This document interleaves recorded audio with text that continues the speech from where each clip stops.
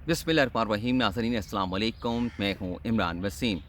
नाज़रीन, आज 22 जून है, दिन है मंगल का और साल 2021। आज के इस व्लॉग में दो बड़ी अहम ख़बरों पर आप नाज़रीन के साथ गुफ्तगू करेंगे। हमारी पहली ख़बर ये है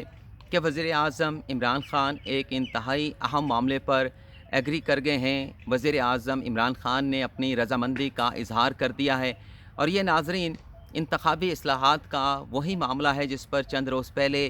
हुकूमत और इलेक्शन कमीशन के दरमियान ख़ासी ज़्यादा महाजराई देखी गई और ऐसे नज़र आ रहा था कि ये महाजराई आइंदा आने वाले दिनों में अदालती जंग में तब्दील हो जाएगी। लेकिन अब वज़ीर आज़म इमरान ख़ान की जानिब से एग्री करने के बाद ये ख़तरा टल गया है। लेकिन वज़ीर आज़म इमरान ख़ान ने इंतखाबी इस्लाहात के मामले पर रज़ामंदी का इजहार करने के साथ साथ इलेक्शन कमीशन के एक इक़दाम पर सख्त बरहमी का इजहार भी किया है। आज के इस व्लॉग में इस खबर की डिटेल आप नाज़रीन के साथ शेयर करेंगे कि इंतखाबी इस्लाहात के मामले पर इलेक्शन कमीशन की जानिब से जिन तहफ़्फ़ुज़ात का इजहार किया गया, इस मामले पर वज़ीर आज़म इमरान ख़ान ने किसके कहने पे एग्री किया है और वो इलेक्शन कमीशन का ऐसा कौन सा इक़दाम है जिस पर आज भी वज़ीर आज़म इमरान ख़ान बरहम दिखाई देते हैं। दूसरी आज की हमारी ख़बर यह है कि कराची के मकामी रहनुमा पाकिस्तान पीपल्स पार्टी के मसूदुर रहमान अब्बासी की जानिब से एक तकरीब में चीफ जस्टिस ऑफ पाकिस्तान और सुप्रीम कोर्ट के ख़िलाफ़ नाजेबा ज़ुबान का इस्तेमाल किया गया। आज सुप्रीम कोर्ट में इस हवाले से तौहीन अदालत केस की समाअत हुई है, जिसमें पीपल्स पार्टी के मकामी रहनुमा मसूद अब्बासी को अदालत की जानिब से शोकास नोटिस जारी कर दिया गया है। आज की इस समाअत का अहवाल भी आप नाज़रीन को बताएंगे और आज की इस समाअत के बाद ऐसा क्यों लग रहा है कि जो सुप्रीम कोर्ट की जानिब से इस केस में FIA और पेमरा को नोटिस जारी किया गया है, रिकॉर्ड तलब किया गया है, उसको देख के ऐसा लगता है कि इस मुकदमे में पाकिस्तान पीपल्स पार्टी के दीगर जो रहनुमा हैं वो भी तौहीन अदालत केस की लपेट में आ सकते हैं। और वीडियो के आखिर में हम बात करेंगे जो वज़ीर आज़म इमरान ख़ान की जानिब से अमेरिकन TV को इंटरव्यू दिया गया। जो वज़ीर आज़म इमरान ख़ान का इंटरव्यू एब्सोल्युटली नॉट के हवाले से ख़ासा ज़्यादा मशहूर हुआ है, इस इंटरव्यू पर भी मुख्तसर से आप नाज़रीन के साथ गुफ्तगू करेंगे। तो पहली ख़बर से गुफ्तगू का आगाज़ करते हैं कि वज़ीर आज़म इमरान ख़ान इंतखाबी इस्लाहात के मामले पर किसके कहने पे एग्री कर गए और इलेक्शन कमीशन का वो ऐसा कौन सा इक़दाम है जिस पर वज़ीर आज़म इमरान ख़ान आज भी नाखुश हैं, आज भी अपनी नापसंदीदगी का, अपनी खफगी का इजहार करते हैं। नाज़रीन, 8 जून को कौमी असम्बली से इंतखाबी इस्लाहात का बिल हुकूमत की जानिब से मंजूर कराया गया। डिप्टी स्पीकर कासिम सूरी की सदारत में कौमी असम्बली का ये इजलास हुआ था, लेकिन कौमी असम्बली से इंतखाबी इस्लाहात का बिल मंजूर हो जाने के अगले रोज़ इलेक्शन कमीशन की जानिब से एक बाकायदा अलामिया जारी करके, मीडिया को अलामिया जारी करके हुकूमत की जानिब से कौमी असम्बली से मंजूर करवाई गई इंतखाबी इस्लाहात पर तशवीश का इजहार किया गया, तहफ़्फ़ुज़ात का इजहार किया गया। और फिर चंद रोज़ के बाद ये भी देखा गया कि इलेक्शन कमीशन के इस तशवीश के बाद, तहफ़्फ़ुज़ात के इजहार के बाद हुकूमती वफ़द जो है वो इलेक्शन कमीशन जाता है, चीफ़ इलेक्शन कमीशन से मुलाकात करता है और इस मुलाकात में चीफ़ इलेक्शन कमीशन की जानिब से इंतखाबी इस्लाहात को एक्सेप्ट करने से सिरे से साफ इनकार कर दिया गया। और इस तरह का एक मैसेज हुकूमत के वफ़द को दिया गया कि अगर इन इस्लाहात को वापस ना लिया गया तो हो सकता है कि इंतखाबी इस्लाहात को किसी अदालती फ़ोरम पर चैलेंज कर दिया जाए। उसके साथ साथ जैसा कि मैंने एलामिया के हवाले से आपको बताया कि ये बिल मंजूर होने के बाद इलेक्शन कमीशन की जानिब से एलामिया जारी किया गया था, तो चंद रोज़ के बाद इलेक्शन कमीशन ने बाकायदा ख़तूत लिख के वज़ारत कानून और वज़ारत पार्लिमानी अमूर को अपने तहफ़्फ़ुज़ात और अपनी तशवीश के हवाले से आगाह कर दिया था। इसके बाद बाकायदा ऐसा नज़र आ रहा था कि ये मामला अगर इसे सेटल डाउन ना किया गया, इसे सॉर्ट आउट ना किया गया, तो हो सकता है ये मामला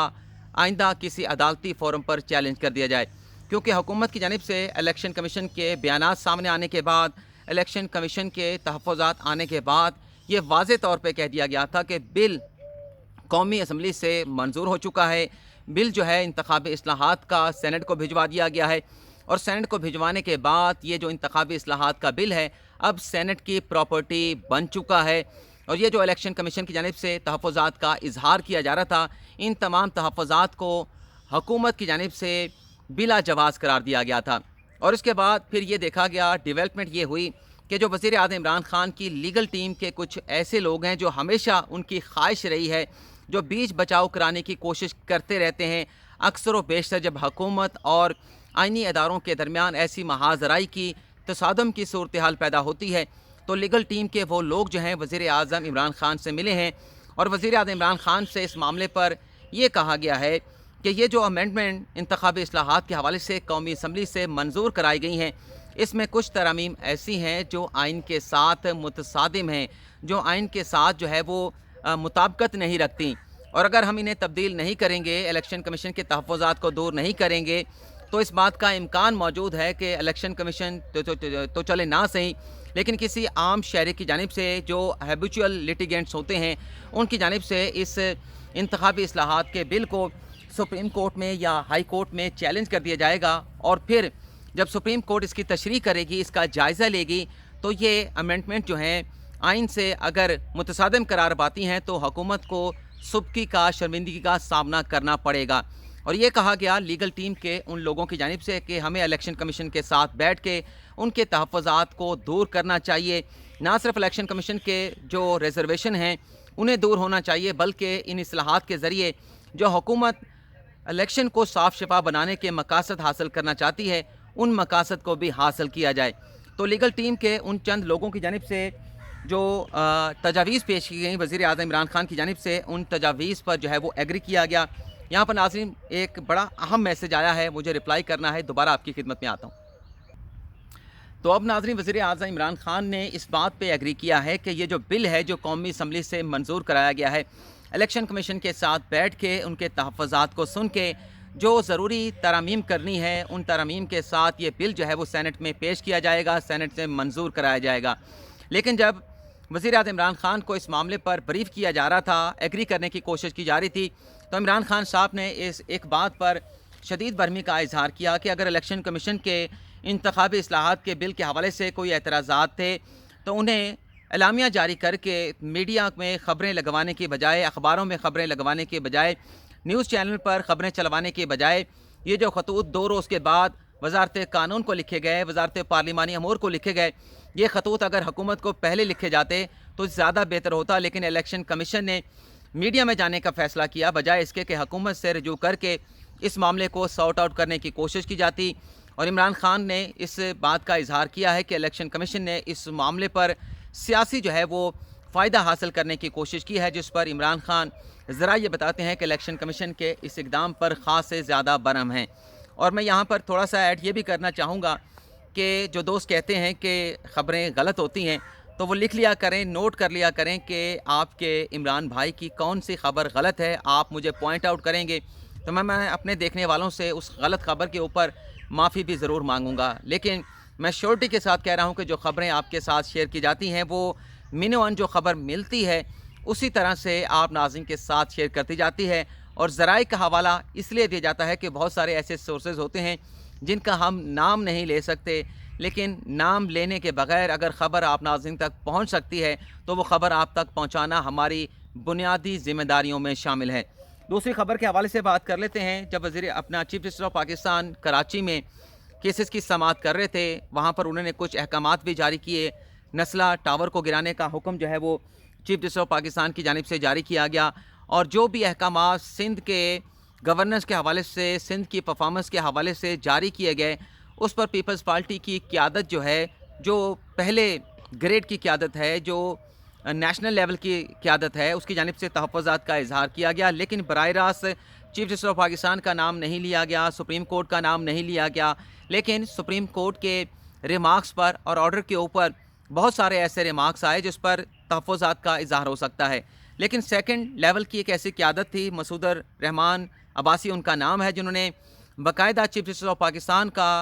کو مخاطب کر کے، سپریم کورٹ کو مخاطب کر کے ان کا نام لے کر جو ہے وہ ایسی نازیبا زبان کا استعمال کیا جس پر کل چیف جسٹس آف پاکستان کی جانب سے باقاعدہ توہین عدالت کا نوٹس لیا گیا۔ آج سپریم کورٹ میں اس کیس کی سماعت ہوئی۔ سماعت کرنے کے بعد مختصر سے یہ 1 سے 1.5 منٹ کی سماعت تھی، جس میں سپریم کورٹ نے पीपल्स पार्टी की कराची के जो मकामी रहनुमा हैं मसूद रहमान अब्बासी, उन्हें तौहीन अदालत का ना सिर्फ शोकास नोटिस जारी कर दिया है, बल्कि जो एलिगेशन उनकी जानिब से लगाए गए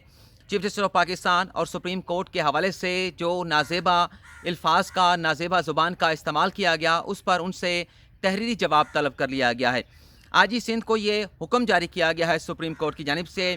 कि इस शोकास नोटिस की तामील को हर सूरत जो है यकीनी बनाया जाए और आइंदा समाअत इस तौहीन अदालत केस की, जो कि 28 जून को होगी, आइंदा समाअत पर जो कंटेमनर हैं बज़ाहिर जिन्होंने तौहीन अदालत की है मसूद अब्बासी, उन्हें उनकी हाज़िरी आइंदा समाअत पर सुप्रीम कोर्ट में यकीनी बनाई जाए। इसके साथ साथ सुप्रीम कोर्ट ने यह भी हुक्म जारी किया है कि इस तकरीर के हवाले से जो पैमरा के पास रिकॉर्ड है, जो FIA के पास रिकॉर्ड है, वो तमाम रिकॉर्ड भी आइंदा समाअत पर अदालत के सामने पेश किया जाए। इस पर्टिकुलर डायरेक्शन के हवाले से कुछ अंदर के लोगों का ये कहना है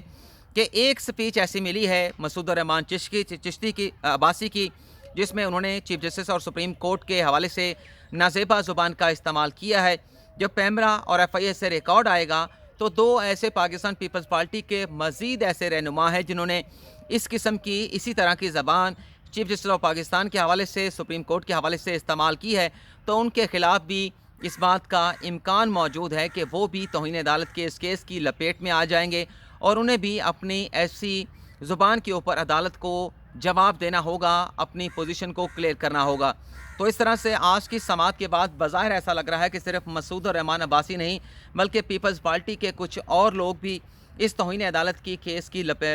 लपेट में आ सकते हैं। सईद गनी को तो पहले ही कराची में ही चीफ जस्टिस ऑफ पाकिस्तान ने तौहीन अदालत का नोटिस जारी कर दिया था सुप्रीम कोर्ट के अहकामात पर बात करने पर, उसको रेडिकूल करने पर। और अब देखना ये होगा कि मज़ीद कौन कौन से पीपल्स पार्टी के रहनुमा तौहीन अदालत के इस केस की लपेट में आते हैं। अब हम बात कर लेते हैं